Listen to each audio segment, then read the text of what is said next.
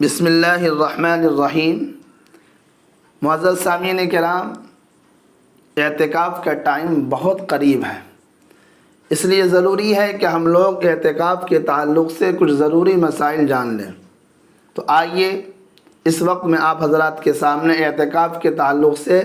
کچھ ضروری اور اہم مسائل بیان کروں گا۔ پہلا مسئلہ ہے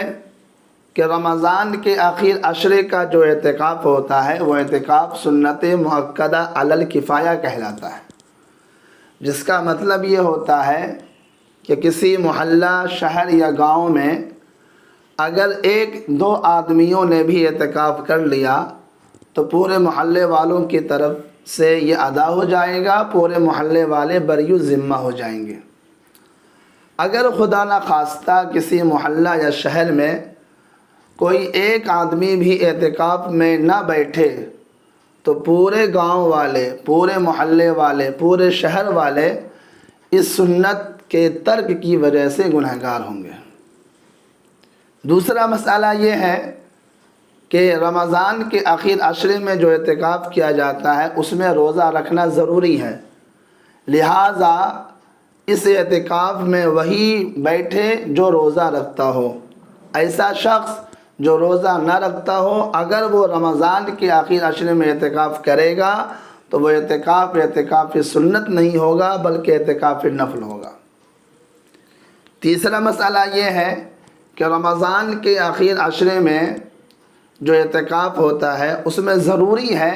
کہ 20 رمضان کو سورج ڈوبنے سے پہلے مسجد میں داخل ہو جائیں، اور آج 20 اپریل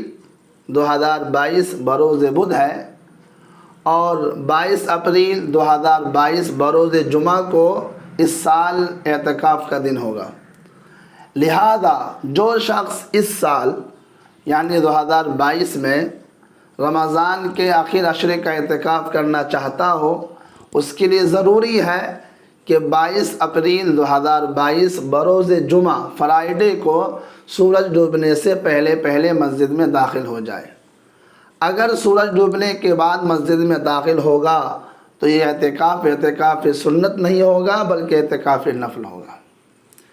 ایک اہم مسئلہ یہ بھی ہے کہ کس مسجد میں اعتکاف کیا جا سکتا ہے، تو اس سلسلے میں یاد رکھیے کہ اعتکاف ہر ایسی مسجد میں کیا جا سکتا ہے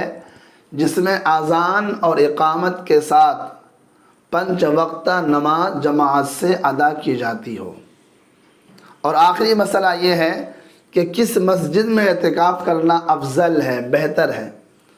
تو اس سلسلے میں مسئلہ یہ ہے